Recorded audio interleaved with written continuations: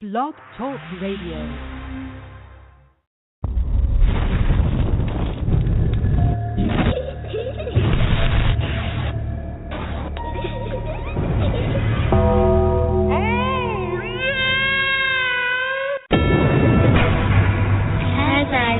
Down to sleep, lay me down. I pray my soul is mine to keep. My soul can never step outside this bed, never into all the evil. Now back from the dead. Are you scared? He's here.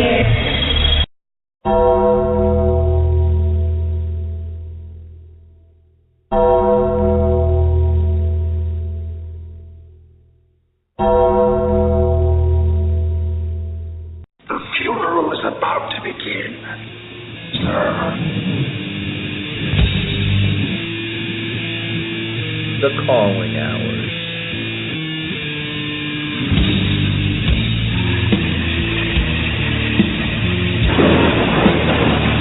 When there's no more room in hell, the dead will walk here. They will say that I have shed innocent blood. What's blood for, if not for shedding?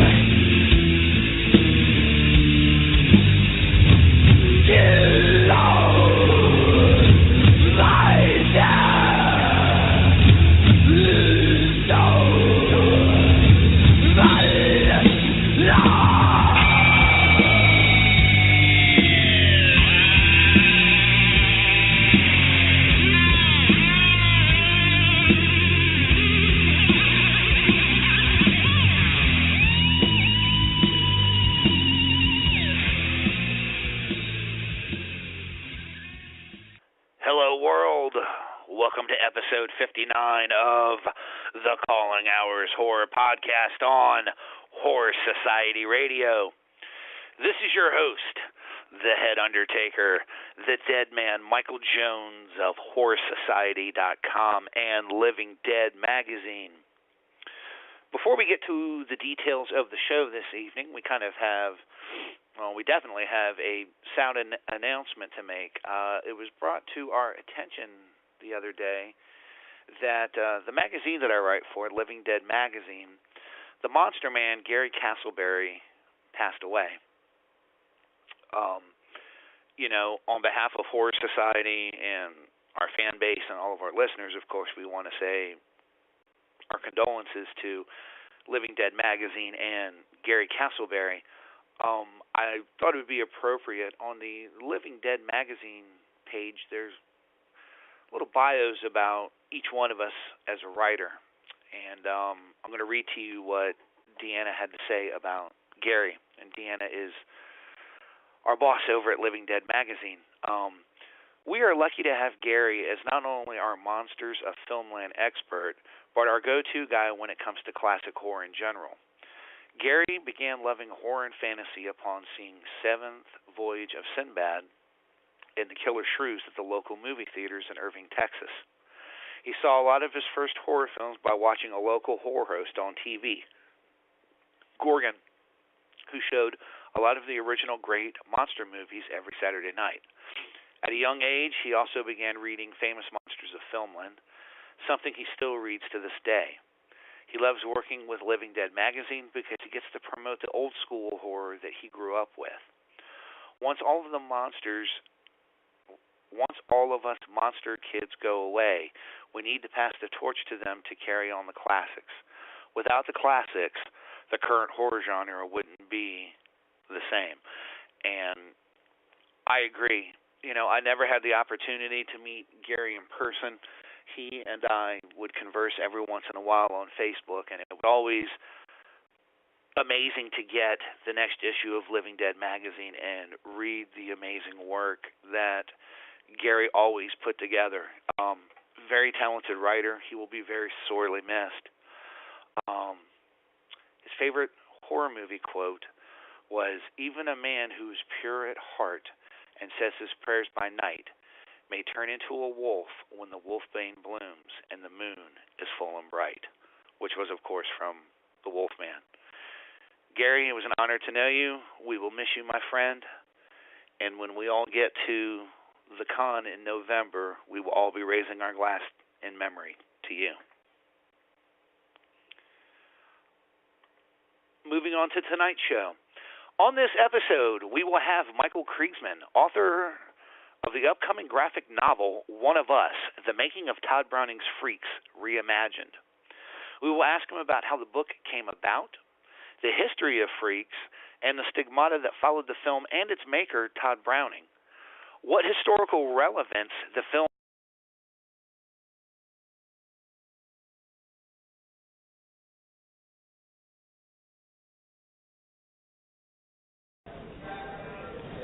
Good luck with your Kickstarter campaign. Thanks. You know, something tells me you might really like it. You think? Yeah. Okay. I'll check it out.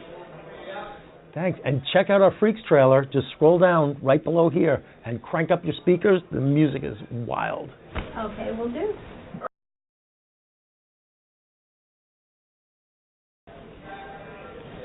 Good luck with your Kickstarter campaign.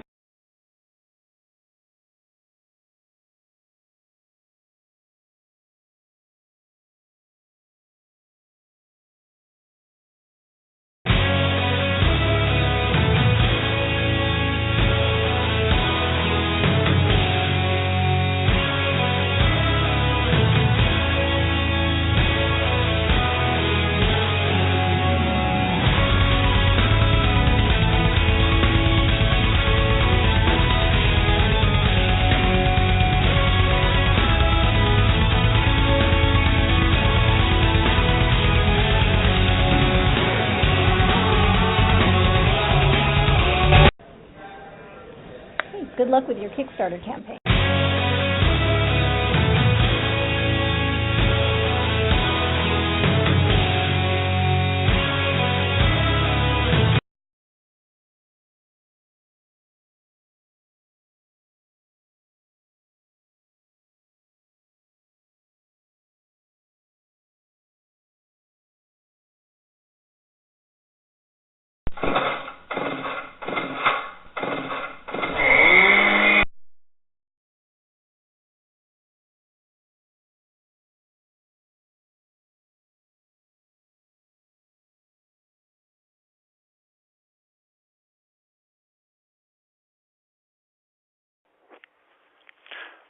And I'm back. We apologize for that. For those of you who don't know, in the state of North Carolina, we had a pretty severe ice storm last night, and it was not warm at all today. So anything that melted has since messed up the power lines.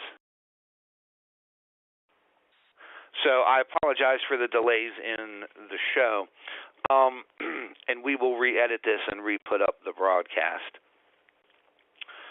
But what I found interesting about the motion picture soundtrack elements of this were you get to listen to the soundtrack, you know, just like you would on a CD or an MP3 file. But then you had the live version, and what was interesting is they basically filmed the audience reactions, and all of the cast members went up and were playing different instruments and different music to go along with the showing of the film. And I think that would have been really fascinating to sit there and be there in person to actually see that. So I found that to be a very interesting special feature. You also have a moment of silence at the grave of Ed Gein, which is a short film by George Buttigieg, and that's the title explicitly implies what the film is. And then you also have Half Girl, the video from Half Girl, Lemmy, I'm a Feminist, that was shot by George Buttigieg in 2014. So you get to see a lot of interesting different aspects with that. Now, as far as the film itself, you know, there's a lot of really interesting elements to look for with this film. Is it as groundbreaking as the original? You know, people ask me that question all the time when it comes to this film, and the answer to that would be no. I don't feel it is. I feel like George expanded upon the backdrops of the characters a little bit more. We get to see what a sick little monkey Monica winds up being. And you kind of realize now, looking back at Nekromantik, she was certainly much more of the one that spurred all of the behavior in that film. So you kind of view her differently in this. The film is not as experimental in its shots and focuses as the original. This one is a little bit more well-defined as George went on to become more competent as a film director. So that was nice to see. Like I said, there seems like there were parts that were a little drawn out. It's interesting how they match some of the same shots from the first film. For example, if you remember in the first one, there's the scene of the rabbit being skinned and all that. In this one, there's one of a seal. It is interesting, though, that they tried to show how Monica was struggling with relationships, even going back to the point of digging up the body of her ex-lover. The Blu-ray is $34.95. The DVD is $29.95. Came out on February 10th. It's about 104 minutes long. There's about 4.5 hours of bonus feature. You can watch it in German language with optional English subtitles. It's a 1.33.1 aspect ratio. There is a Dolby Digital 5.1 surround sound, and you can listen to it in its original mono. This is a very, very well-crafted Blu-ray of what many would consider to be a obscure film, certainly a taboo film. But I'll tell you right now, as far as the rating goes, I can't rate this one quite as high as I did the original Nekromantik. I would give Nekromantik 2 a 3.5 out of 5 stars. As far as the overall package, everything that comes with it, this is a 9 out of 10. I mean, to get the concert, to get the soundtrack, an introduction by George, behind the scenes. I mean, there's just so much here. Damn it, it's a 10 out of 10. Looking at it again, I mean, it's amazing. It's right along up there with what Scream Factory does with their Blu-ray releases. I would tell you to head on over to Cult Epics and pick up your copy. You're not going to find this in a big box store or your local retailer. Check Amazon.com, check the internet, but make sure to get your copy of Nekromantik 2. We're going to try this again since the music and the internet kicked out on us. We're going to see if we can hear the promo for One of Us. Let's try it. Hey, good luck with your Kickstarter campaign. Thanks. Something tells me you might really like it. You think? Yeah. Okay. I'll check it out. Thanks. And check out our Freaks trailer. Just scroll down right below here and crank up your speakers. The music is wild. Okay, we'll do. All right, everyone, quiet on the set. Michael, action. Welcome to the inside of my head, which has pretty much looked like this, and like this, ever since I started writing One of Us, a graphic novel that will put you on the set of Tod Browning's Freaks to reimagine how this unforgettable motion picture got made. Oh, hey, Johnny.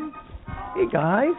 Hey, Lady Olga. Congratulations again on the baby. Oh, I should have bought a gift this time. Boy, that's great, and it's going to have a beard. My name is Michael Kriegsman, and I've been writing movie trailers, TV spots, and a whole lot more for over 20 years, for things you might have even seen. I've been obsessed with Freaks for as long as I can remember, but not because it's such a great horror film, because arguably it's not, but because Browning did something that nobody else had done before. He let the audience see the personal, everyday lives of freaks, so-called monsters, to show that being different is only human. And that's what One of Us is all about. But I always wished that Freaks had more of those scenes. Well, guess what? There were more. Only we never got to see them. After the film's disastrous test screening, MGM panicked and chopped 20 minutes out of it, including more tender, jaw-dropping moments that humanized the sideshow characters. That footage is surely gone forever. But I found the next best thing, a stockpile of rare original Freaks documents and never-before-published production photographs. Together, they present Browning's full 90-minute story, dark sides and all, in all its glory. And let me tell you something, it's a revelation. But love it or hate it, one thing's for sure. Once you see Freaks, you'll never forget it. And if you're anything like me, you wonder, how the hell did this film ever get made? From the get-go, Freaks faced resistance, studio rebellions, and on-the-set infighting. But those details are lost to time. Those unknowns inspired one of us, a what-if story about a naive young man who's planted onto the set of Freaks by ruthless studio boss Louis B. Mayer to shut it down by any means necessary. But when a strange turn of events puts the young man in charge of Schlitzie the Pinhead, he ultimately has a change of heart and battles Mayer to keep the picture alive. One of Us will feature the art of the great Bill Nelson and renowned graphic novel illustrator Jerry Kissel. And we're beyond excited that the legendary Roger Corman is writing a special introduction. By supporting the graphic novel One of Us, you'll help bring this amazing story to life with issue 1 of a 4-part series. When you pledge, you can choose some incredible rewards, including a Kickstarter exclusive high-quality collector's edition of issue number 1 with expanded content and your name printed on the special thanks page for helping to make it happen. Signed, limited edition, One of Us archival art prints by famed artist Bill Nelson. And a print reproduction of an original shooting script presenting Freaks just as Tod Browning intended. Now imagine this. You can become a character in the story. Hey, I told you earlier I'd put you on the set of Freaks. You could become a background player. You could be part of Browning's crew that interacts with Schlitzie and the cast. You can even become a sideshow character. And you can check our other pledge tiers right over here on your screen. Listen, this was fun. I hope you enjoyed it. I had a great time. Don't forget to check out our special Freaks trailer. It's right below us. And crank up the volume because the music is killer. Thanks again.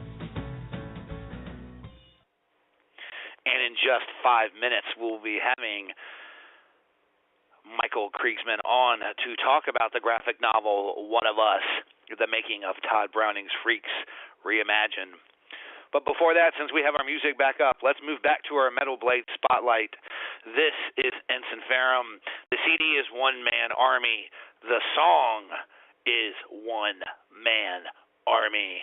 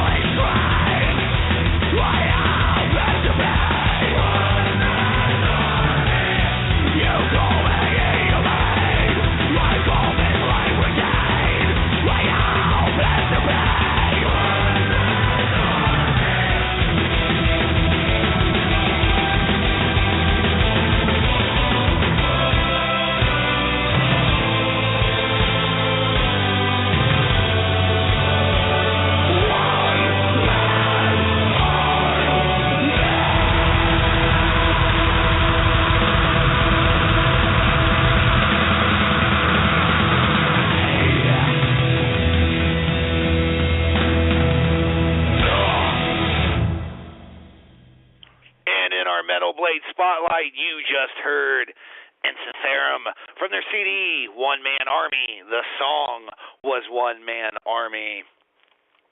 But now it's that time, ladies and gentlemen, to have our guest on. Our guest this evening is the author of the upcoming graphic novel, One of Us, the making of Tod Browning's Freaks Reimagined. Michael Kriegsman. Michael, how are you? Hey, I'm fine. It's really nice to finally talk to you. And I just wanted to start to say that I'm sorry to hear about Gary's passing. It's always sad to hear about losing monster kids like One of Us. Yeah, I mean, this was definitely the type of film that Gary would have been all over and covering. I know if he was with us, he would probably be listening in this evening. You're right. Yeah. This is right up his alley, and there's so much history for us to cover with this film. But before we get into that, one of the things that I found really interesting was when you guys sent me 3 videos to watch. One of them was, of course, the audio from the Kickstarter that you heard. And I went and looked you up on IMDb because I was looking around the Making Freaks website, and you're listed on there as a director and a producer and a writer and all of these other things, yet I can't find your IMDb page. So kind of tell everybody about what else you've done in film, television, so that everyone gets to know who you are a little bit. I would love to tell you. Actually, basically, I'm kind of a recluse, first of all, and worked on a lot of stuff. If you look at the MakingFreaks.com page, you see that I've been writing, producing trailers and documentaries for trailers for big movies for over 20 years. I'm an old guy. If you look, there's quite a host of movies out there. Most of them you've seen, and TV campaigns for the X-Files and Family Guy and all sorts of stuff like that. Also produced documentaries, and one I was lucky enough to win an award that the Academy of Motion Pictures Arts and Sciences gives out. It's a student Oscar, and it was for Best Documentary. And I have to say that the documentary was really came out of my love of the movie Freaks. The documentary was about 3 facially disfigured patients, a baby, a teenager, and an older man very handsome man who had his face literally blown away, a hunting accident. And it was about how they coped. And it was made for the New York University Hospital Plastic Reconstruction Surgery Unit. And I was a student when I made it. They paid for it. It cost like $18,000 to produce. And it raised about $18 million for people to have surgeries, facial reconstructive surgeries that couldn't afford it around the world. And the reason I say Tod Browning's film going was I was an animation major at NYU, and NYU Hospital came in and said, "Hey, we can grant it in the documentary department wants to do this film." I was like, well, let me check it out. So I went to the hospital and all and met some of the people, and I immediately changed my major from animation to documentary and took the assignment. So Tod Browning's film has like informed my own stuff throughout the years. Even like the weird TV spots, but every once in a while you get a weird one, and there are like 6 Freaks references buried in whenever I could. But I've been at it for a long, long time. Now, with this particular film, we look back to, of course, Tod Browning. You could make the argument is pretty much the father of the horror film. You look at Dracula, his work with that, and then of course MGM wanted to jump on the bandwagon and make a horror film. And I don't want this to sound blasphemous, comparing Freaks to another film, but I kind of looking at the situation with how much controversy the film caused, reactions when the film was screened. It reminds me a lot of the trouble they had with Rob Zombie's House of a Thousand Corpses. Is it just coincidence that MGM just has bad luck with groundbreaking horror films, whether it's all the way back at the genre's infancy up until now? I mean, what are your thoughts on that? Well, my thoughts are that Universal was ready to go under. Frankenstein and Dracula bucking back. Had it not been for those films, there would be no Universal anymore. I believe, and Thalberg, the ultimate businessman, said to the mayor, who was really, they were like at that point father and son, we got to jump on this. You know, look, we're the only studio during this Great Depression that is making money. They're the only ones successful. And Thalberg pushed until Mayor finally said fine. But that was the beginning of the trouble. As soon as casting started, and the cast was chosen, the MGM found itself having all these strange-looking people bust onto the lot, and the staff and the stars couldn't take it. So that's controversy number one. There are stories about F. Scott Fitzgerald, who was doing some writing for MGM at that point, within right. the commissary, right? And the Siamese twins came down and sat next to him to discuss the menu, and he threw up. There were studio rebellions among the executives. And if you go to our website, makingfreaks.com website, you'll see headlines from the newspapers saying that's in revolt over this movie. And that's not the only headline. There's the mayor was pressed hard to shut this picture down.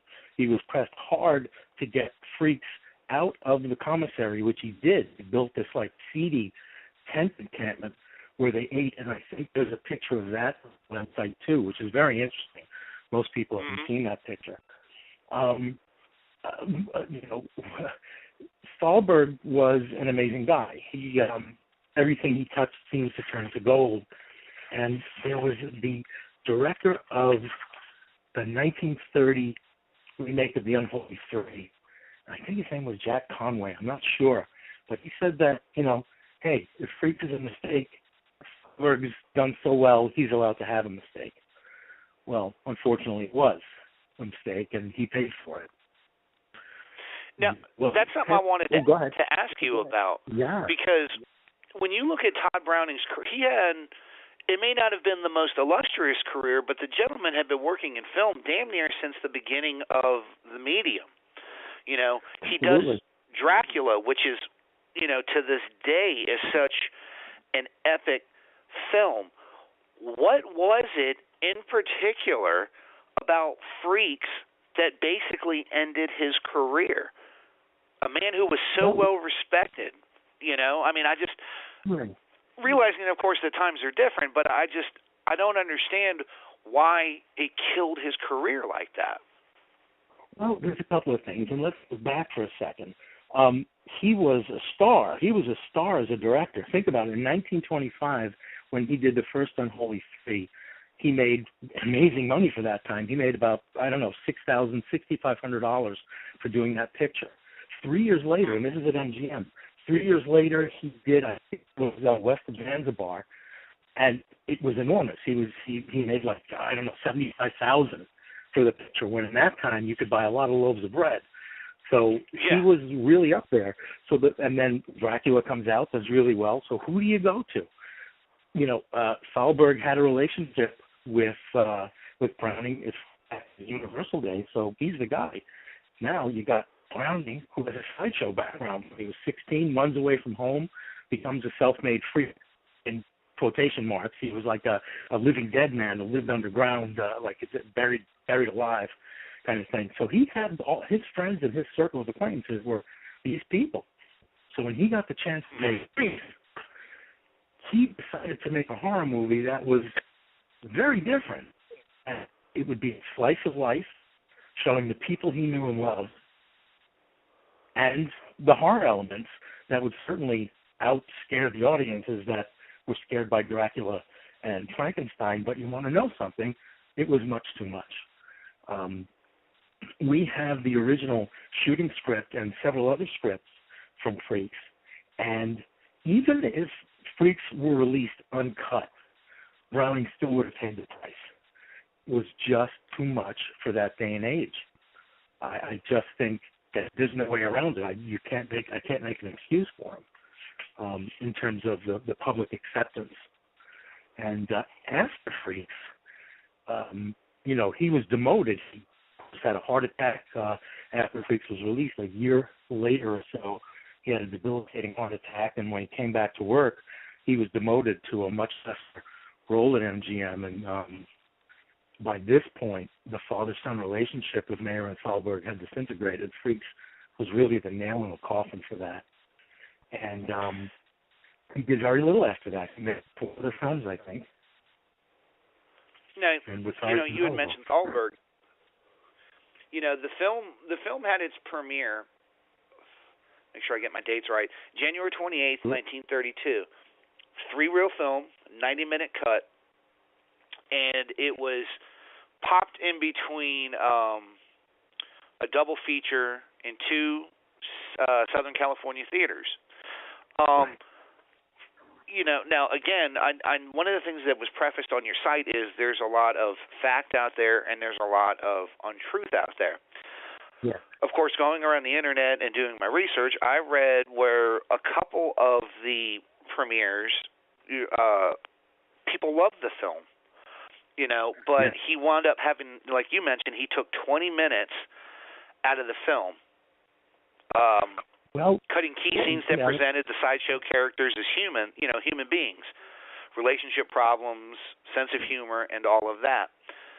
Right. If they were so concerned about the horror content of the film, why do you feel that the emotional content, showing quote unquote the freaks as real people, was what was cut out of the film?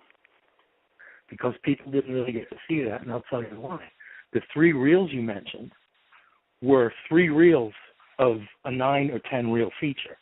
It was snuck in. These 3 reels were snuck in to an unwitting audience. It was literally a sneak peek, a test screening to an audience who brought their kids and their family to see these other movies and these other shows. And all of a sudden, this film comes on showing these images that has no titles, no music, no nothing. And people, freaked out. Right. There were people from MGM not only there to take notes, but to rush the reels back to MGM from, I know about this one screening in San Diego where they just said, this is it, we're booked to open this film in 3 weeks, we're going to chop away. It wasn't Browning that made those cuts. It was Thalberg. And the irony is that Thalberg fought so hard to keep this film alive. He fought the execs that were against it. He fought his father figure, Mayer, and Joseph Schenck, who was the actual head of MGM, who was officed in New York, was the only guy that supported Thalberg and said, I trust your instincts, just go for it. So Thalberg, the man that fought to keep this child of his alive, he used to refer to his own films as his children, had to cut it up. And he did a very bad job. So I can't say that first audience, I can't say that any audience got to see that 90-minute version. They got to see 3 reels of it and perhaps a lot more of the humane things that are in the script, which are actually incredible, But I don't think anyone but MGM had seen the full 90-minute cut, at least not in a theater. It was cut several times. Not only did MGM cut it on their own, the Hayes office, which was in its infancy then, was still making suggestions, in quotation marks, to studios saying, you should really cut this, you should really cut this. It wasn't until 2 years later that they got a chokehold on Hollywood. But when Freaks was made, they still had some input.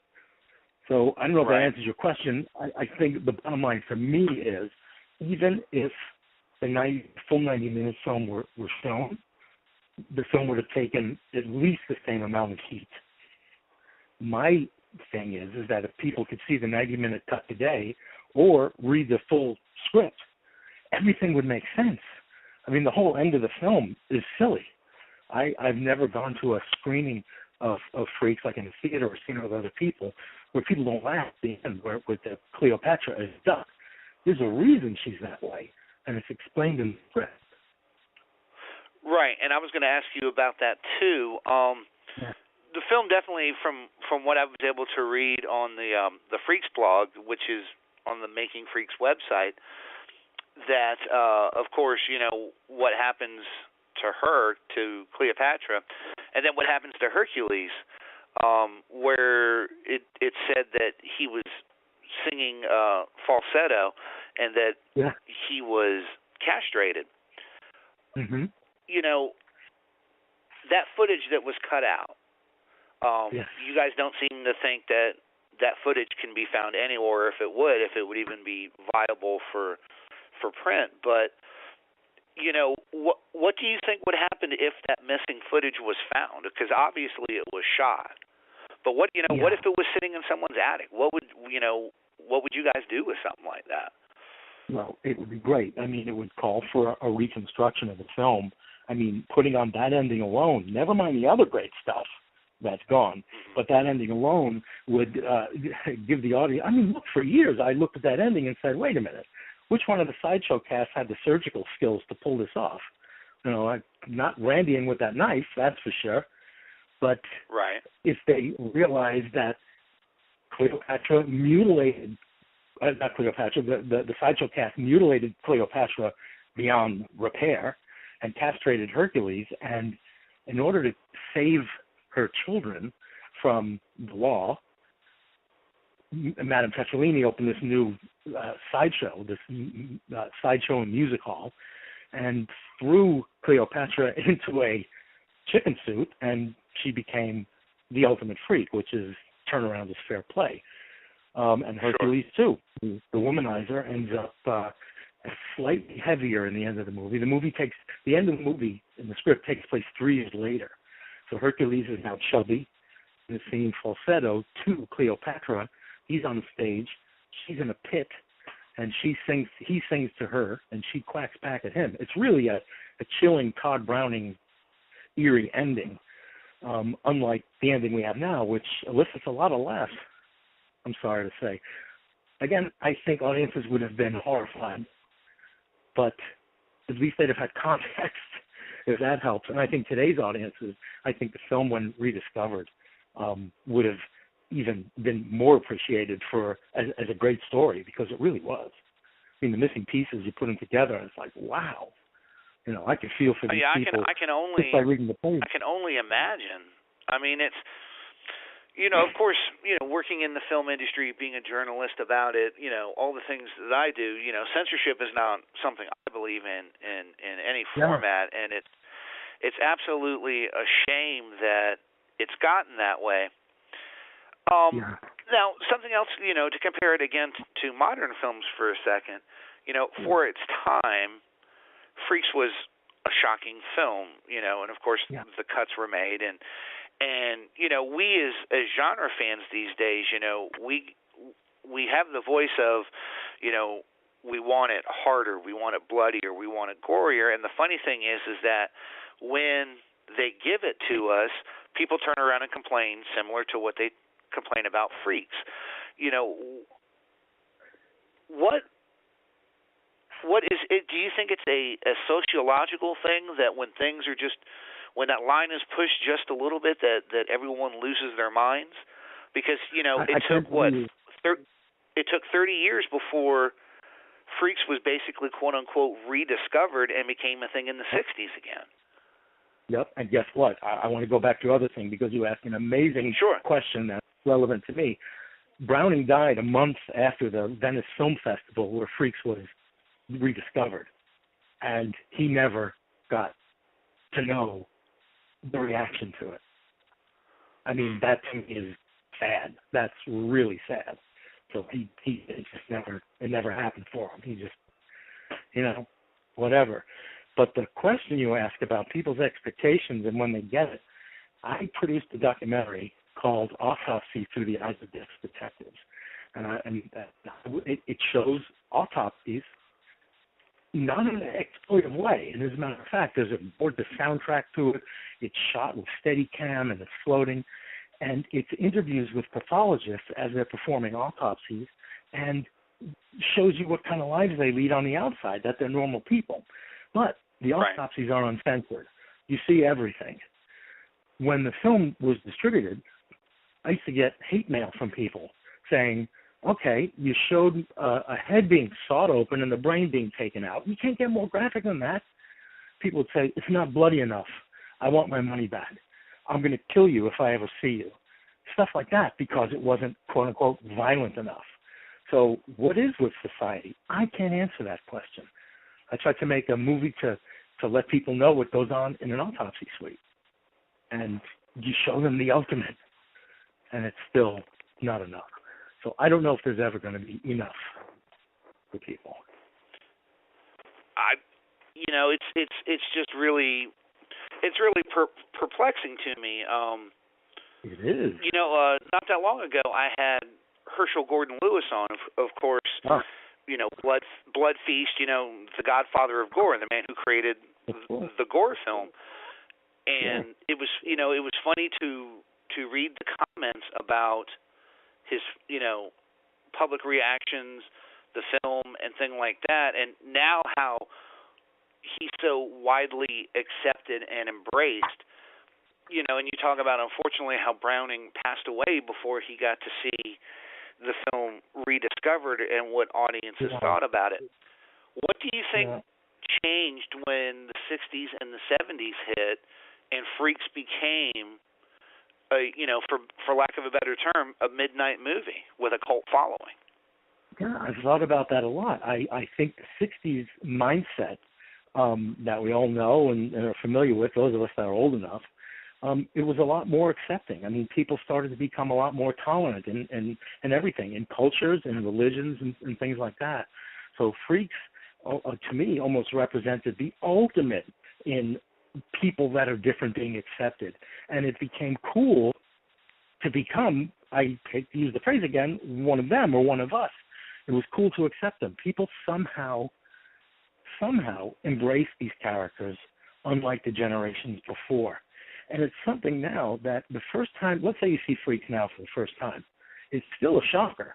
I mean, I've seen it probably over 100 times, but after a while, you just accept it. You say, okay, and you get to really notice the human characteristics of these very different people. It's like, it's hard to explain. You become accustomed to it. And I just think the 60s was an explosion of love, and this fell in there. It just did. And people saw it and started to study it. It's taught in colleges. I mean, it's become a really big thing in terms of film and society. And it's not just here. It's everywhere. It's worldwide, which is very cool and I think very positive. The message now, in for the graphic novel. Yes. Oh, go ahead. Well, I was going to say, in 1994... I'm sorry. Go ahead. It's okay. I was going to say the message.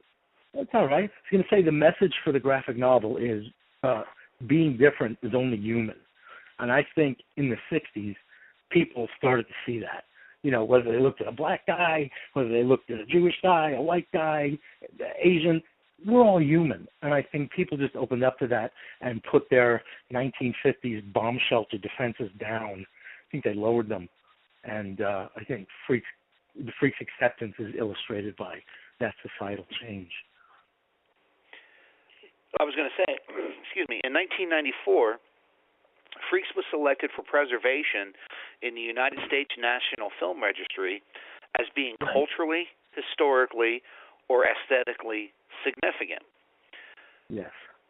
For a film that was so vilified, and for what it did to Browning's career, all of those, you're talking about 62 years later. Kind of talk about what it means for the film, because not every film is selected for preservation like that. What was it, do you think, in 94 that got the film into the United States National Film Registry? Yeah, I think part of that was the rights going to Turner. Turner acquired the MGM library from MGM, and it started to get seen. It got a release on VHS. It was in theaters all the time. You have Turner Classic Movies that was showing it at least once a year. It just got exposed. It got seen. And I think the National Film Registry will realize that, wow, A-list directors love this movie. People love this movie. And not as a horror film, because it's not a great horror film. It's a film about people. It's a film about people. And I think that the National Film Registry looks at that and says, look at the power this film has to have come back from the dead, literally, buried by MGM, and have an impact on society like this. Look at the cultural impact. Look at the Ramones and how they took Schlitzie or any of the pinheads you can imagine, I guess, from the film, and did their Gabba Gabba Hey thing. I mean, in Rock and Roll High School, and it became a Ramones icon. And there's Zippy the Pinhead, and his latest American Horror Story Freak Show. It's just had this impact since 1994 and before that, but it continues to grow. I just think that the National Film Registry is very wise to do that. Well, and it's interesting that you mention that because, some of the cultural references, Frank Zappa used images from it on one of his albums. You mentioned the Ramones. The Rolling Stones. The Rolling Stones has that exile from, right? They've got Johnny Eck, Angelo Rosito, Francis the Armless Wonder from Freaks, all on the cover. And I've always been looking, but I understand Cuckoo the Bird Girl is on there somewhere. But those other three are easy to spot. They're there. Some of the nicest Ramones T-shirts I've ever seen. My girlfriend has a bunch of them before she met me. And what are they? They are, pinhead references on the shirts, and they're really nice. It's just right. And then, you look at even modern cultural influences, like you said, of course, American Horror Story, but there was the Clerks animated series. Pip and Zip enter the little store in one of the episodes. Absolutely. The Simpsons have even mentioned them on the Treehouse of Horror. South Park did an episode. Even, what was it, Scorsese's The Wolves of Wall Street references the One of Us chant in the film. They do the One of Us chant right there. We put that on I think it's on our Facebook page, Making Freaks GN. It's right there, that clip. And I'd never seen the movie before. And Lynn Hoskins, who works with me, I think you've talked to her on the project, which this project wouldn't have happened without her, trust me. She found that clip and posted it, and I was blown away. I didn't know about this clip. And that was something, to be nodded, get a nod from Martin Scorsese, that's cool. Yeah, it's, like I said, it's funny when it's sad because I keep repeating it, but, you look at a film, like I said, that was so reviled in its time, and how it just came to become a favorite, to something that people absolutely love. Now, for you, it's, as a writer, it's funny sometimes what inspires you, what your muse is when you pick a subject. For me, it's the weirdest things in a film will make me go, man, I need to write an article about that. Or I'll see something really weird and obscure, say, like looking at your career, like, man, I could spend an hour just talking to him about that. With Freaks, though, there's something that's definitely deep down and personal for you when it comes to this film. When you decided to tackle this and go into the research and finding the scripts and all of these photos that people had never seen, did you have any idea at that time what a tremendous undertaking all of this was going to be? Well, I'm going to be honest with you, and you may think it's just blowing smoke, but it's just like in that video. I found Freaks. I'm going to change that. Freaks found me when I was 3 years old. And my brother and sister are 10 years older than I am. And I was 3. They were much older. They were well into Famous Monsters and all the monster shows that would be on TV, the Chiller Theater and all that. So I would find Famous Monsters issue number 22, and I couldn't put it down. I'd eat all my meals with it in front of me, staring at those pictures. And I remember my mother looking at it and saying, why are you looking at that all the time? I said, well, look at these people. they're real. My brother Elliot. I said, my brother Elliot told me these are real people. And my mother looked at it and said, I saw this film when it first came out. And, those poor things. Yeah. And I said, what do you mean things? I said, they're people. She said, something, you're right. They didn't choose to look that way. So I knew then that I was pulled in. Then, as I got older, I got really sick when I was 10. I became a diabetic and had a hard time dealing with it. And when I was 15, I saw Freaks on the screen. When I was at, I guess, real low point. And I just thought how courageous these people are. Here they are, wearing their handicap for everybody to see. Mine is hidden, yet I feel as different as they do. And that turned my life around. And I thought soon after that, when I was 15, it was shown at a movie theater on Long Island in New York. And I got my father to drive me every night. He played for a week. And on one of those nights, I thought, boy, I wonder what a prequel to this movie would be like. That stayed with me for 42 years. So, and here we are today. I don't want to say that one of us is a prequel, but it kind of is. I mean, it's a prequel with, there are so many missing puzzle pieces to the making of this movie. I would always fantasize what-if stories. Maybe this happened, or maybe it got done because of this. That's where one of us came. And, you talk about the cultural significance. Any person I've ever talked to that I wanted to involve with the project jumped on with nothing upfront, nothing. Bill Nelson, do you know his work? He's done those. He's an illustrator. And back in the 60s, 70s, 80s, 90s, he did these classic Lon Chaney illustrations that when you look at it, you say, that's a Bill Nelson. You know it. I urge you guys to look Bill Nelson and Lon Chaney up online. He did our cover. I went to talk to Roger Corman, and he said, this film heavily influenced my career. I asked him if he would do, if I write a book, will you do an introduction? And he was like, absolutely, I'm in. The illustrator, Jerry Kissel, there could have been a million guys to do this book, but I was lucky to get to Jerry Kissel through a book publisher called Blue Water Productions, and Jerry said, wait a minute, don't even tell me anything more. I'm in. This is my favorite movie of all time. And the work he's done, and you'll be able to see it in those videos, will blow your socks off. People I always expect someone's going to say, nah, not that old chestnut, not that. Everybody I've talked to who are well over my grade, my pay grade, have jumped right on. It's wonderful. It's wonderful.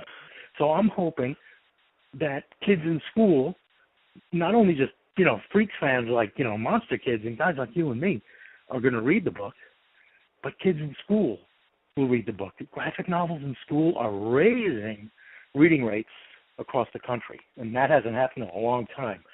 If I can get one of us in schools and get kids to learn this lesson about humility and acceptance, my God, at least when I'm gone, I've left something instead of a trailer or a TV promo. Freaks has that kind of impact. At least it did on me. Well, with all the work and all the promotion that you're putting into this, one of the things that I went back and looked at was, I was like, let me see what the video history of Freaks is. And I went back and I looked and I checked out DVD Empire and, all of my sources. And there's only been what they would call a definitive version of Freaks on DVD, and that came out 10 or 11 years ago. So there isn't even a Blu-ray version of the film available. No. Is it your hopes with this book that we could possibly get a really nice collector's edition of Freaks released? And as an interesting side note, one of my DVD sponsors, Scream Factory, puts out a lot of old MGM titles. Would you be willing to collaborate with them to put out the ultimate edition of Freaks on Blu-ray? YES in all capital letters with 3 exclamation points at the end. Absolutely. I would share what I have. And let me tell you what I have. I've got production photos that haven't been seen. I've got set photos with slates. There's a slate in one corner and Randian perched on his circus wagon in another. I have amazing stuff. I went to the Margaret Herrick's library 2 weeks ago to see what they had in their collection. They're part of the Academy Awards, the Academy of Motion Pictures, Arts and Sciences, and they have this amazing library there. And with special permission, you can see the MGM files. I have more than they do, not only in written materials, like, I've got cutting continuities that they don't have. I have different script versions that they don't have. I've got photos they don't have. But what they do have, and what's going to be incorporated into the One of Us graphic novel, they have a folder of sideshow characters that wanted to participate in Freaks, but didn't make it. Browning turned them down. And there are some amazing people in there. And I have to say that I don't think Freaks would have been any better if he included any one of them. But these are things that, for the ultimate DVD collection that your friend's company wants to do, your sponsor's company, we should get those pictures, and it should be part of it. Because I don't think the entire Freak story can be told without them. But One of Us will have them in it as characters. I mean, it's absolutely stunning. Now let's talk about that. The graphic novel approach. I really like where you're going with it, and of course, you guys, it's not out yet, but of course I made reference to the audio earlier that you guys are going to be putting a Kickstarter out there. I know it's still a little while before you're putting it out, but can you give us any early details, because that'll kind of lead me to some other questions. Sure. I mean, Freaks' 83rd anniversary of its official release, February 20th, 1932, is the date we're aiming for to begin the Kickstarter campaign. The campaign was submitted, and now Kickstarter has to approve it. I don't see any problem. Hopefully they'll approve it before the 20th, which is coming up. If it's not the 20th, it'll be shortly thereafter, and of course I'll update you. And there's going to be great stuff. You heard, I guess your audience, I hope your audience heard some of the pledge awards. There's stuff there that you can get that you'll never see anywhere. And I'm really happy to share it. And what I wanted to say about the ultimate DVD idea that you had was maybe we can make a deal with the Herrick's Library, and I could fill in their holes as they'll fill in some of ours, and we could really deliver an explosive DVD for fans. I mean, I can certainly put you in contact with all the people from Scream and Shout Factory. Like I said, one of the primary companies that they covered were the MGM films. Now, I don't know who owns the rights to Freaks at this point, but Warner. I definitely feel Warner like does. Warner does? Yeah, Warner. Like Warner, I said, I mean, Warner acquired the MGM library that Turner had in 2004, and they renewed the copyright. So Freaks, no matter what you read online, is still under copyright. Okay, that's interesting. And is owned by Warner, yes. Yeah, because there really wasn't, there's some things, like you said, there's a lot of truth out there, there's a lot of untruth. Some things are a little harder to find than others. And that was one of the things I couldn't find, was who actually owns the rights to all this. It's very hard. It's very hard. If you'll notice, every once in a while you'll say, oh, I want to go look at Freaks on YouTube, because I saw it a couple of years ago, and you'll see that it's a dead link. There'll be a new one to replace it, but Warner Brothers keeps pulling it down. So someone is staying ahead of them and putting up a new link, or somebody new is doing it, but they're doing a fine job so people can see the movie. Now, here's an interesting take. Of course, we've seen, American Horror Story. There have been other films that have used quote-unquote freaks in them. There were episodes of The X-Files. But do you think the original script, do you think that if Freaks was made today, it would have as much impact or be as controversial as it was back then? Boy, that's a tough question. Could it be made today? I once, before American Horror Story Freak Show came on, I would have said no. But they made a fairly dignified use of handicapped actors, physically handicapped actors. Hats off to them. That changed my mind. I think Freaks could be made today. Could it be as gentle and compassionate a storyline? Because it really is, if you think about it. It really is. Sure. I mean, the last 10 minutes are horrific. But American Horror Story Freak Show was pretty brutal. I think if Freaks got made today, as per the script, it would be enlightening, but maybe audiences would find it a little tame. I don't know. Right. I mean, a lot of horror fans, if they're going to stick to it being a horror film, want to see the horror. So it's a great question. That's something we could debate for episodes. My God, it's a great question. Oh yeah, I mean, I just because I'm not. Don't get me wrong, I'm not a huge fan of remakes. There are very few remakes out there that would, garner my attention. But when you look at it, and like you said, you think about damn near almost 30 minutes of footage cut out of that film. Yeah. Could you make it could it be a more humanizing tale? Certainly with the way that effects are today, you could give people the horrific element. I just wonder, with as PC as everything has become today, you don't think it would be an issue as a film? At least I wouldn't. Because like you said, you mentioned how well American Horror Story has done with it and the portrayal and everything like that. Yeah. So I think it could be done even. And I wouldn't even call it a remake at this point because the original source material doesn't even really exist. That's true. They would have to go by the script. I'll tell you something. One of us came out of a screenplay that I wrote a few years back called The Monster Show. And it was a different story. Same message, same a lot of things, but for the most part, it's mostly changed. It was represented by CAA for a year.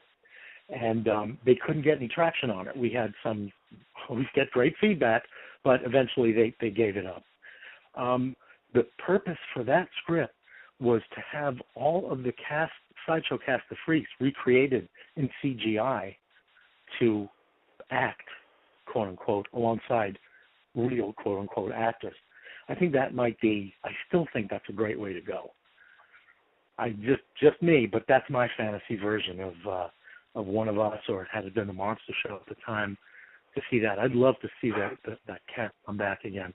And what's really cool is, did you know who Vern Langdon was?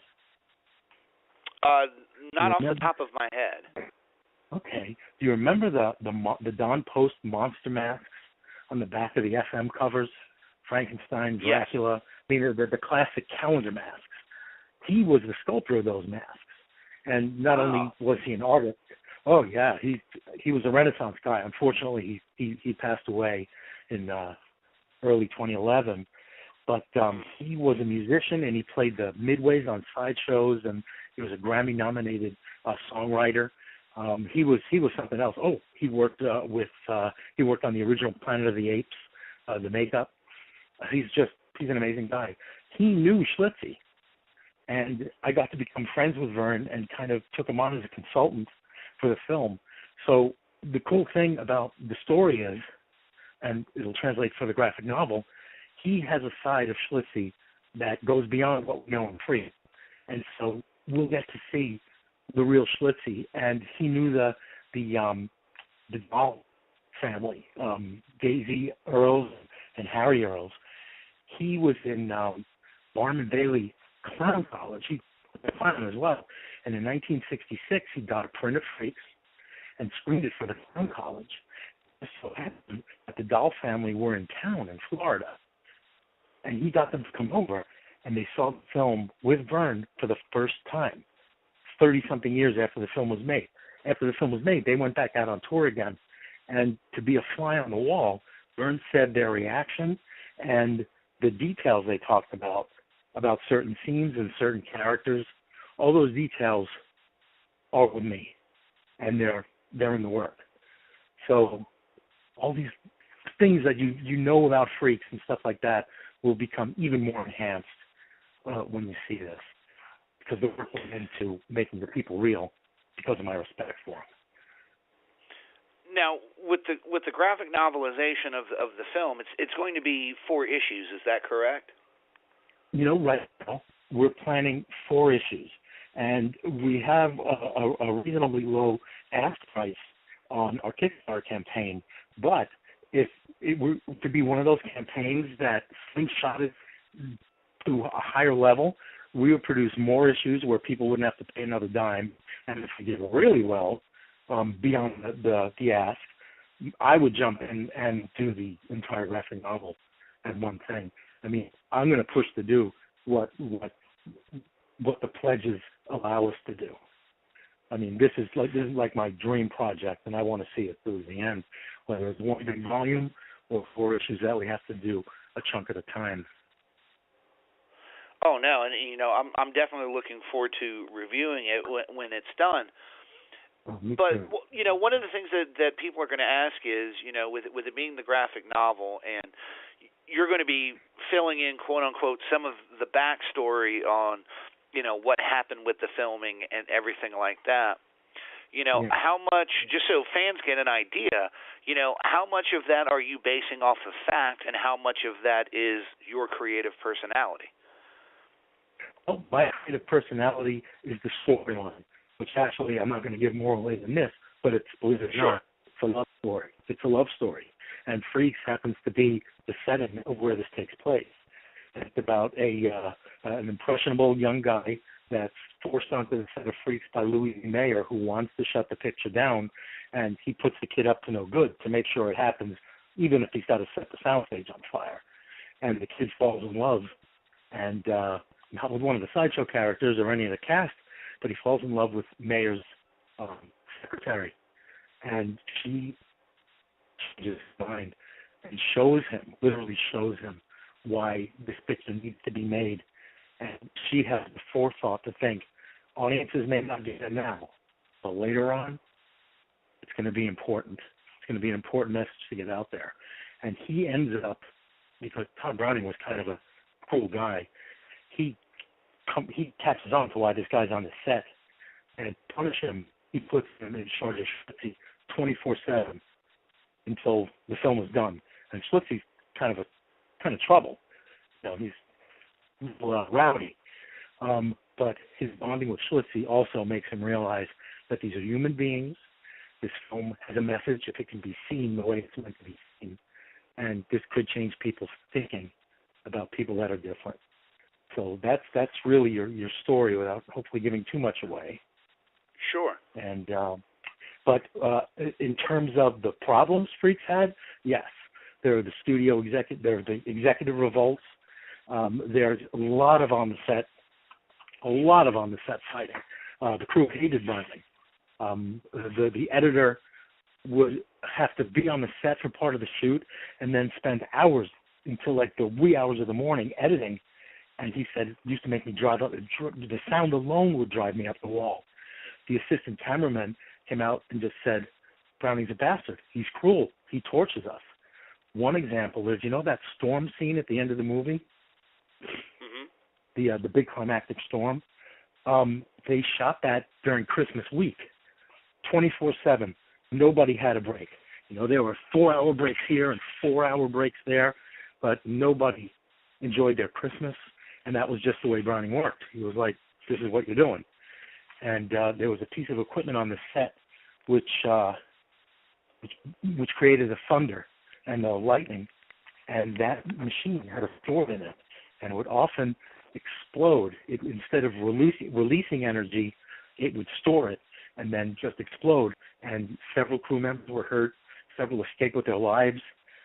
Really, it was just a very dangerous thing. And things like that are in the film. MGM was using old equipment, old electrical equipment back in the day, and a lot of films had problems. That you think of MGM as this glorious movie factory, but they had problems like everybody else. So there were personal problems, personnel problems, and technical problems that made this film impossible. Yet, it got to see the light of day. Oh, yeah. Now, one of the things that I think is really cool on the MakingFreaks.com website is you have a section called Gobble Gobble. And that's where you Google guys Gobble, feature... yeah, Google Gobble. Yeah. Oh, Google Gobble. You're right. I read it wrong. I'm sorry. It's Google Gobble. That's all right. And I was it's thinking where maybe I you spelled it have... wrong. No, you spelled it right. I glanced at the screen really quick while I was checking my notes and read it wrong. But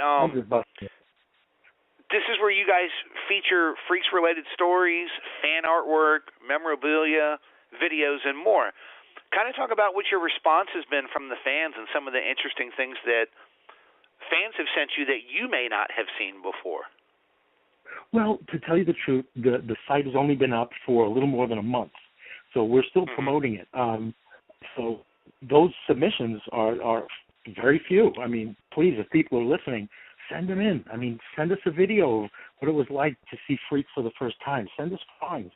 So this is all new. Even the Facebook page is new. The Facebook page is maybe 2 months old, and this is all being driven by a guy named Jeff McCord from a company called Kickwise. Because again, I live in a cave, and this is all new to me. Tweeting and Facebook and websites, I've never done this before.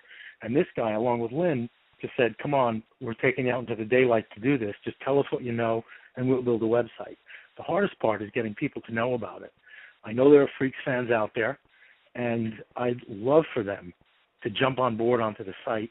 We've got great stuff on Facebook, too, where I think in just about 7 weeks we have, and I don't know if this is good, I'm told it's good, we have almost 1,000 likes and people following us on Twitter and stuff like that. I'm hoping to see more of that to build a community where we can really start to trade things that each of us don't have. So I'd love to get the word out on that, but I'm new at this. You know, I just spent the last 50 years of my life in that room writing. So this is all new to me. So I don't know if that answers your question, but I'm hoping to make that better. No, I mean, I definitely feel you on that. One of the things I thought was interesting, because I had done an article years ago on the video nasties, and I didn't know if this was fact or not, because you had mentioned to be careful for that. But on IMDb, it stated that the film was rejected for UK cinema showing in 1932, and then again in 1952. It was finally passed for cinema with an uncut X rating in May of 1963, which made it one of the longest banned films in United Kingdom history. Now, of course, 1963 was before the whole video nasty thing went down. You know, are you surprised that the film wasn't again brought up during that whole video nasties revolution? Yeah, I am. I am surprised. I'm surprised that it took that long. I'm surprised that it was banned in Britain for so long. You know, the film was still around. MGM had licensed it to a guy named Dwayne Esper in 1949, and he's the guy that tagged that really strange prologue on the end, in the beginning, at the beginning with that, Kaiser Wilhelm and all these people are, were different, and it was just a strange, depressing prologue. He tagged that on there, from what I understand, and so he was taking it around as a roadshow vehicle to, military guys that would go to clubs and stuff like that. He'd show anywhere he could set up a screen and show it, he would show it. I don't think he did it overseas. I think it was most American. But other than that, I think Freaks was pretty quiet throughout those years. So the period you're talking about, yeah, I'm pretty surprised that it was only whispered about for those years. Never seen.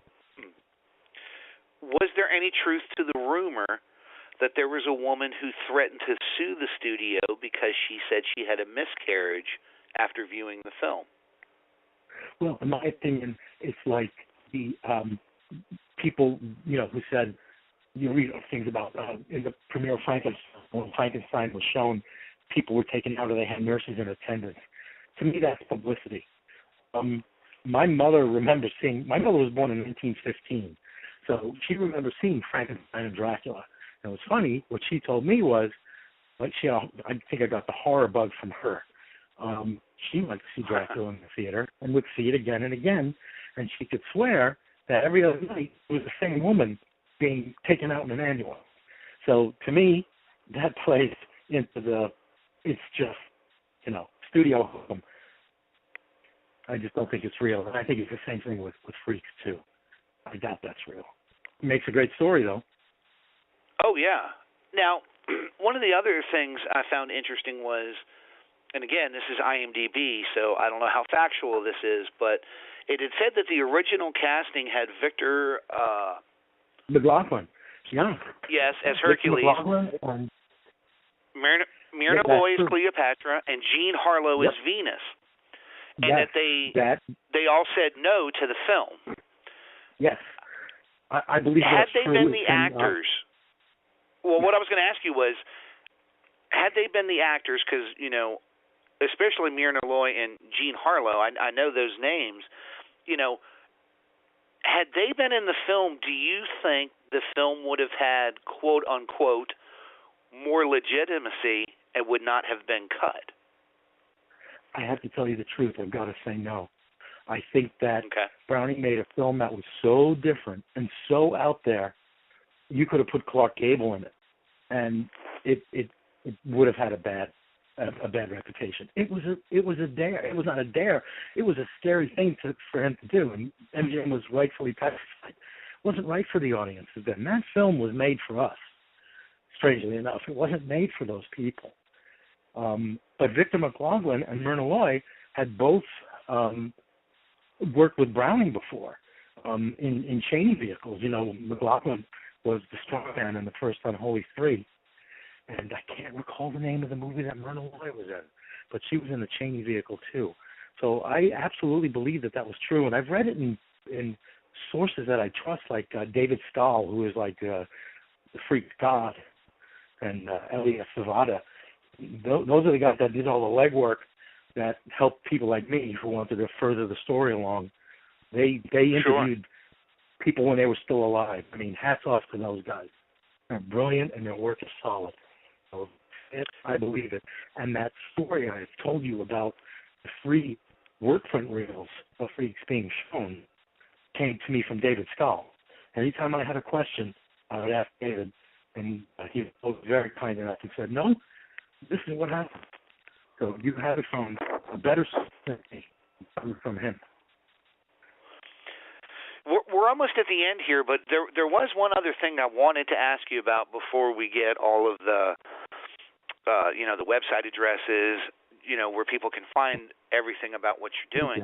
And that's about the bird costume, which was worn by Olga Baklanova. Right. Just want to make sure I said her name right. That suit was originally designed by Lon Chaney before his death, but he never had a chance to use it. Do you know what he designed that costume originally for? Yes, it was for a dream sequence or some strange sequence in Zanzibar. I think it was used for what I don't know, but it was fun. So somewhere, maybe one day, we'll find footage of Chaney in that suit, which would be really cool.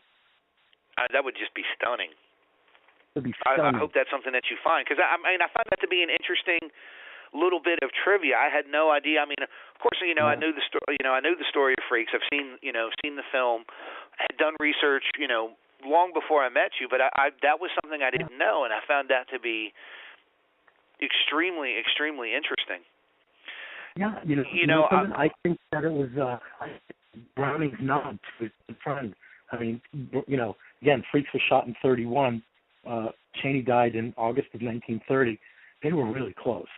And I think that was his way of giving a nod. And you know something?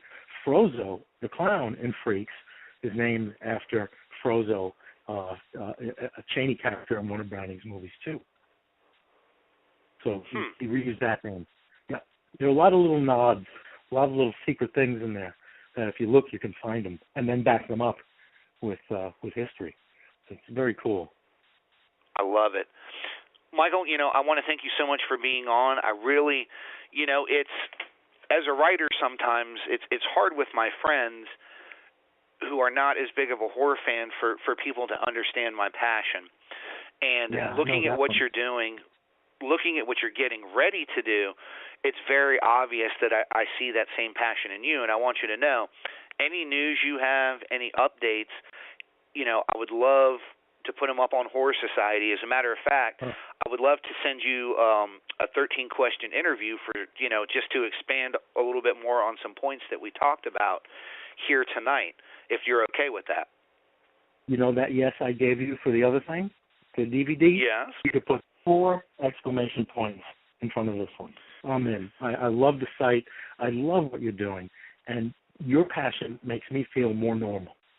That means a lot. Well, that's good. Like I said, it's you understand that when you love something that's so obscure and that other people they don't see it the same way that you do. You get those funny looks sometimes. I understand that as a fellow journalist, and I'm glad to see that you're going out there and putting that extra mile into everything that it is that you're doing. Before I let you go, do you want to give people website addresses, please, Twitter, if I can. Facebook, please, everything.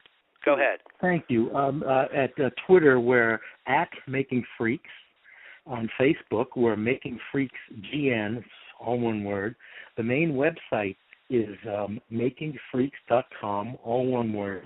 And I really have to tell you, if you've got not really a pitch, but if you have a Kickstarter project, you got to contact this guy Jeff at Kickwise. The guy is he is Google on 2 legs.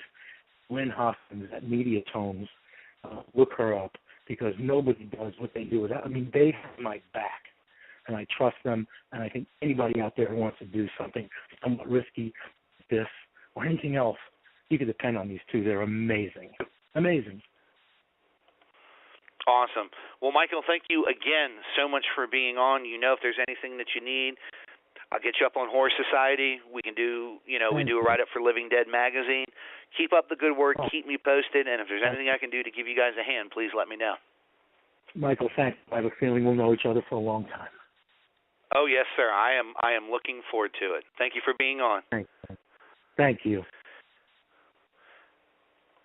And once again, ladies and gentlemen, that was author Michael Kriegsman from the upcoming graphic novel, One of Us, The Making of Tod Browning's Freaks, Reimagined. I'm glad to see someone tackling this. It is a film that has a dark history, if you want to look at it like that, but it's a film that was very influential, as he mentioned.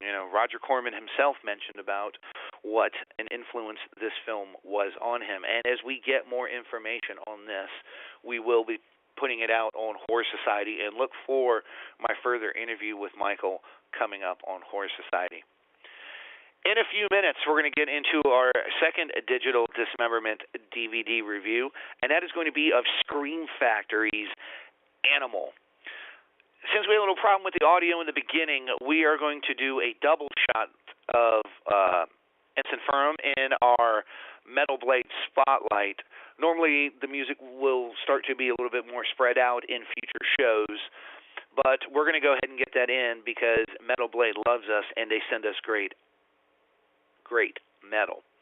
So, once again, we're going to go into a double shot of Ensiferum. The name of the CD is One Man Army. The name of the song is A Warrior Without a War.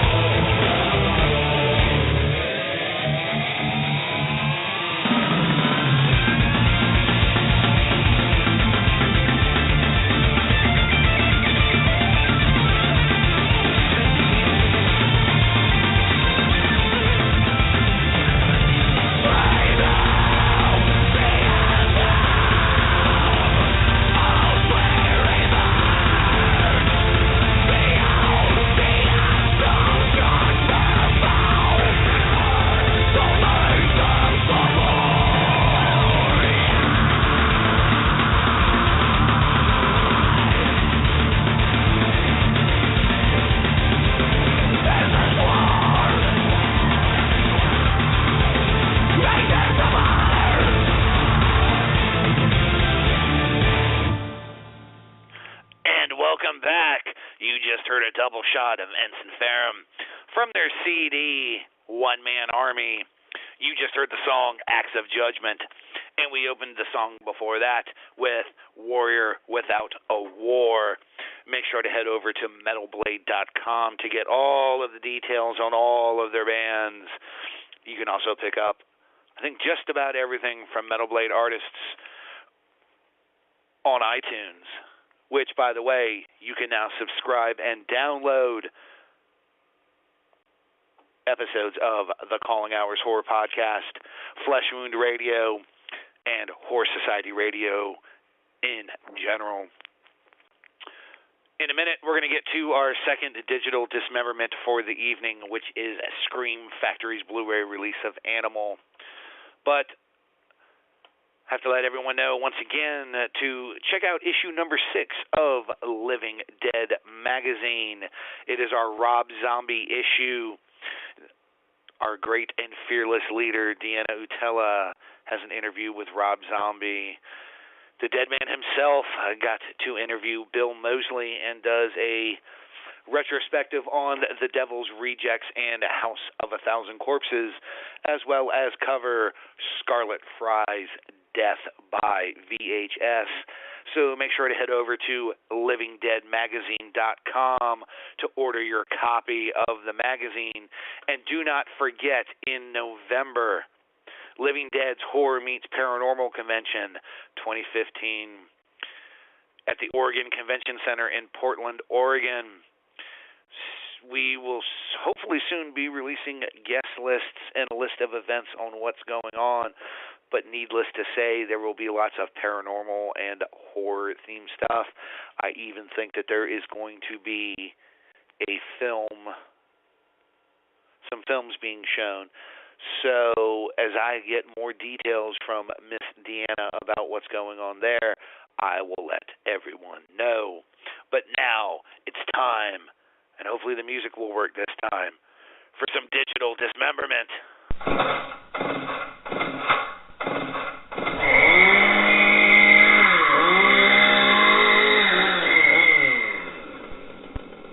Digital dismemberment. It always makes you feel good when things work the way they're supposed to, doesn't it? Coming out today. It hit the streets today. Bring home Chiller Original Films' highly anticipated or highly acclaimed movie, Animal. There's a part of the wilderness you haven't explored yet. The deeper you go, the darker it gets. Something ominous is lurking and ready to plumb the weakness of the human psyche. Today, Scream Factory will unleash director Brett Simmons' suspenseful creature thriller Animal on Blu-ray and DVD. Executive produced by Flower Films, Animal features a generous dose of suspense, terror, and follows a group of close-knit friends finding themselves stranded in unfamiliar territory, pursued by a menacing, bloodthirsty predator.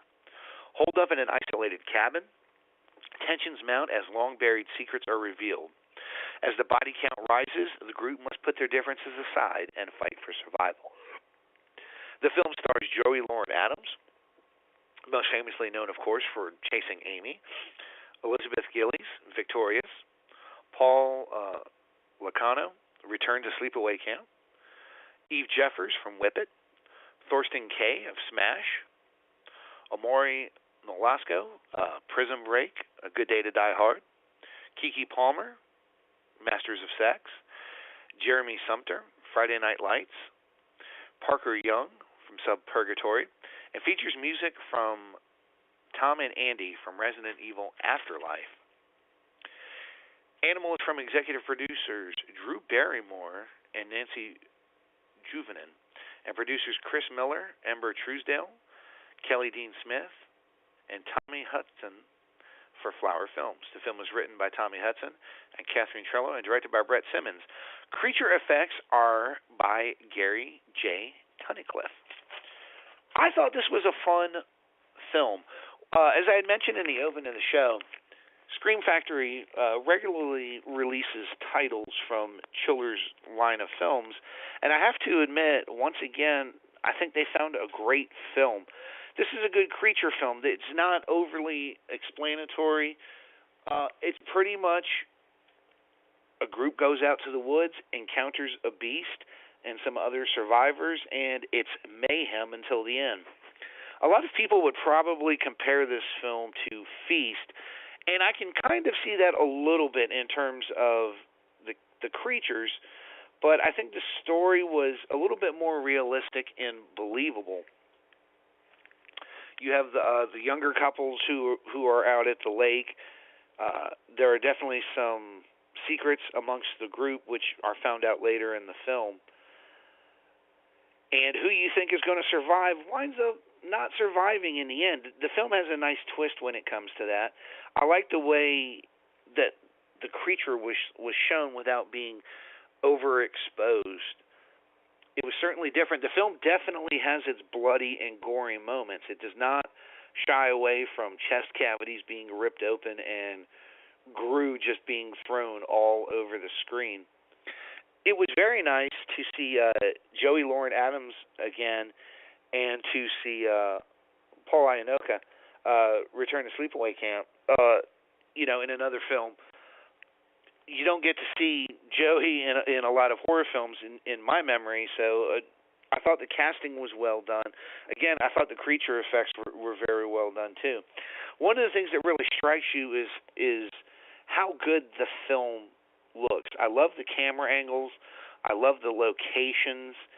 I never felt like the film tried to trick you in any way. It seems like just about everything was straight-up effects. I didn't see a ton of digital work.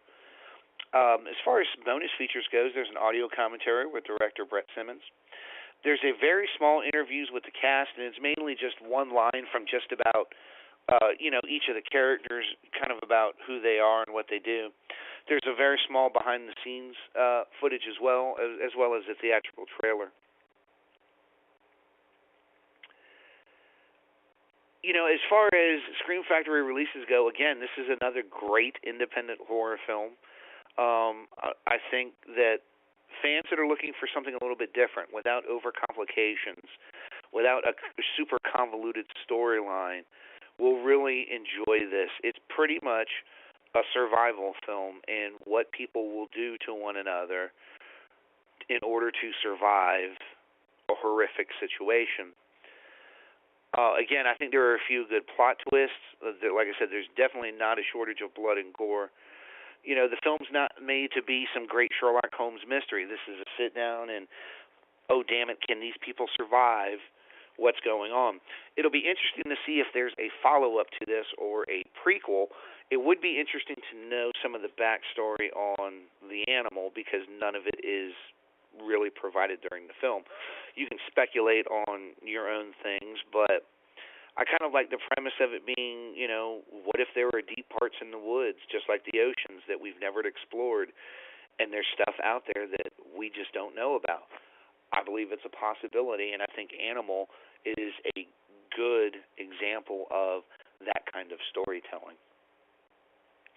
I would give the movie a 3.5 out of 5 stars. It's definitely entertaining. It may not be quite to everybody's content. They may want to see more gore. They may want to see more backstory. But I think the film definitely delivers on all of those elements if you're looking to watch something and just have a great time watching it. As far as the overall package, I love the cover art that Scream Factory provided. I also like the original poster art, which is on the flip cover. So I think that's a nice addition to this DVD. As an overall package, again, it's beautifully shot. It sounds great. It looks great. The acting is all capable. You never ever really want to see anyone get their head ripped off to a degree. You really do care about the characters in this film. And I think that says something about the script writing and the talents of the actors and actresses that are involved in the film. I really do think that Mr. Simmons did a great job with this, and I'm looking forward to seeing more projects from him in the near future. As an overall, I would rate this disc a 7 out of 10. My only complaint, and it's not yelling at Scream Factory, it's me being a nitpicky fan. I just wish that there were a few more special features or longer special features as it pertains to the Chiller films. I would have really loved to have seen just a true sit-down 30-minute interview behind the scenes with the cast and the crew, and it would have been really cool to have a behind-the-scenes effects segment with Mr. Tunnicliffe as they reference Predator a couple times during the short behind-the-scenes. So I would have liked to have gotten his thoughts a little bit more on the creature. Make sure to head on over to Scream and Shout Factory to pick up your copy of this. You can also head on over to Amazon.com, and your big box retailers may have it in store as well. So head on out and pick up Scream Factory's Blu-ray release of Animal. Once again, ladies and gentlemen, I think we had a great show. I want to say thank you again to Michael Kriegsman for coming on to talk about the upcoming graphic novel, One of Us, the making of Tod Browning's Freaks, Reimagined. I really think it's going to do a lot to help bring some more cultural reference to this film and what it's meant over the years. You know, you think about the first ever banned horror film, this was it. So there's a lot of historical reference there. I want to say thank you to my friend Nico out at Cult Epics for sending me our copy of Nekromantik 2, the limited edition Blu-ray for review. Thank you to my friend Tom Chen and everyone out at Scream Factory for the Blu-ray release of Animal. And thank you to our friends out at Metal Blade Records for sending us One Man Army, Ensiferum's new CD. Next week is going to be an absolutely stunning show as I finally, after all of these years, get the head of Unearthed Films on the Calling Hours Horror Podcast. That's right, ladies and gentlemen. Next week, we will be interviewing none other than Stephen Biro. So I'm looking forward to that. Make sure to check out HorrorSociety.com and Living Dead Magazine. And until next week, ladies and gentlemen, this is the Dead Man telling you all to rest in peace.